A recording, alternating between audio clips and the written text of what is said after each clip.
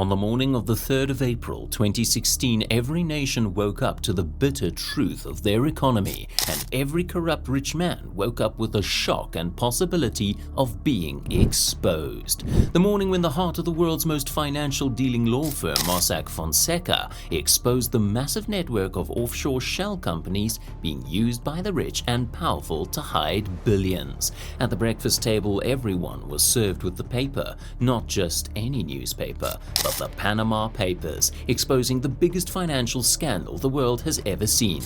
These 11.6 million leaked documents shed light on how global elites use shell companies to create a shadow economy and hide their looted money. This document reveals the hidden web connecting secret bank accounts in places like the Cayman Islands, Bermuda, and the British Virgin Islands. Over 11 million leaked documents from the Panama-based law firm Mossack Fonseca reveal how some of the world's richest and most powerful people hide their wealth in tax havens.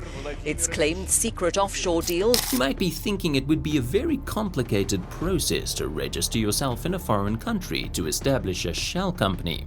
Well, it may be difficult for a common person like you and me, but for close associates of Russian President Vladimir Putin, it would be as easy as snapping their fingers to open a shell company in any foreign country with minimal legal oversight. They can keep billions of dollars of their looted money safe and away from the radar of their government for tax avoidance. The so-called Panama Papers may disclose an even bigger network than imagined. Putin's name does not appear in the leaked documents, but those of some of his very close friends do. These are comrades whose history with Putin goes back decades, to St. Petersburg, known as Leningrad before the fall of the Soviet Union. That's where Putin met Sergei Roldugin. The fact may surprise you, but tax avoidance is actually a legal term. Don't confuse it with tax evasion, which involves illegal activities like underreporting income or inflating deductions. Tax avoidance, however, involves tricky processes like finding loopholes in the system to reap benefits and save extra money. One common method is hiding money in offshore accounts located in tax havens. Tax havens are like financial oases for the ultra-wealthy and big corporations, where tax rules are much looser and minimal taxes are imposed, with privacy and security guaranteed. Countries like Switzerland and the Cayman Islands are the most famous tax havens, allowing the rich to stash their cash away from the prying eyes of tax authorities. These tax havens thrive by exploiting loopholes in international tax laws, benefiting their own economies but at the expense of the home countries of business owners. While this may be legal, it raises ethical concerns. For example, when a member of Donald Trump's administration, Wilbur Ross, the Commerce Secretary, was found to have ties to a shipping company associated with Russia in another document leak called the Paradise Papers, it wasn't illegal, but it did raise questions about the ethics of Wilbur Ross.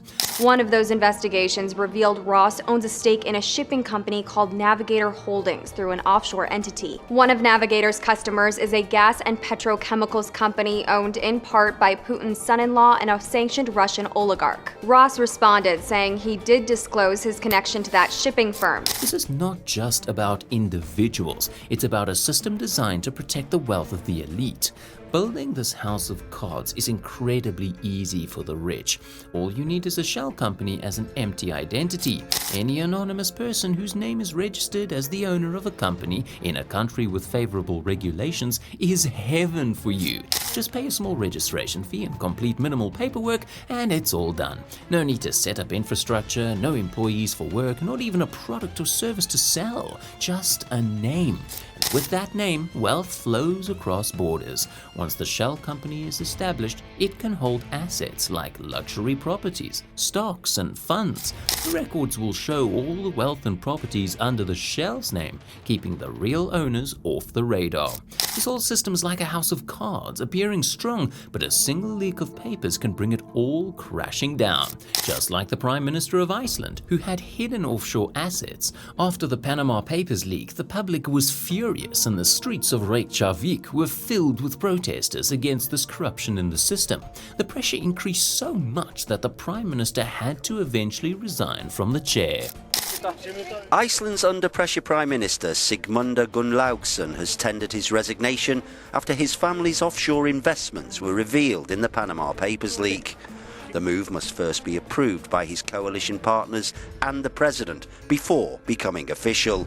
Gunlaugson and his wife allegedly set up a company in the British Virgin Islands with the help from Mossack Fonseca, the Panama law firm at the centre of the scandal. These shell companies are often accused of sponsoring illegal and terrorist activities, like those linked to Syrian President Bashar al-Assad's close relatives and associates were found to have shell companies in Panama to shield their wealth and continue financing their operations despite international sanctions. Rami Makhlouf, Assad's cousin and one of the richest men in Syria, was a key financial supporter of the Assad regime, which has been accused of serious human rights violations in the Syrian civil war.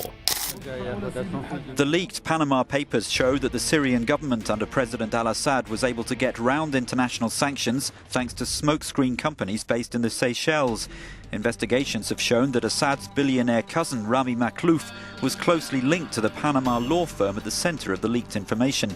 Although he was blacklisted for corruption and intimidation, Mossack Fonseca continued to front 6 businesses for Makhlouf after restrictions were imposed. The Panama firm is also said to have helped Syrian companies described by US authorities as supporting its repressive machine.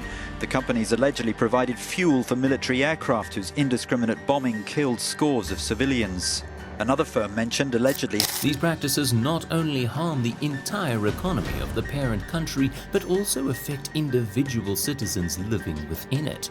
These shell companies and offshore tax havens create inequality in their home countries, providing tools for the rich to grow wealthier, while ordinary citizens are left to bear more of the tax burden.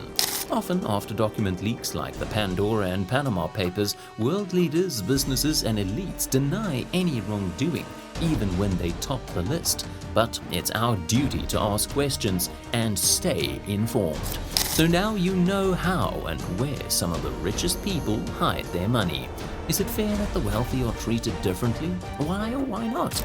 Share your thoughts on these loopholes the rich are utilizing to protect their fortunes, and subscribe to become a trillionaire.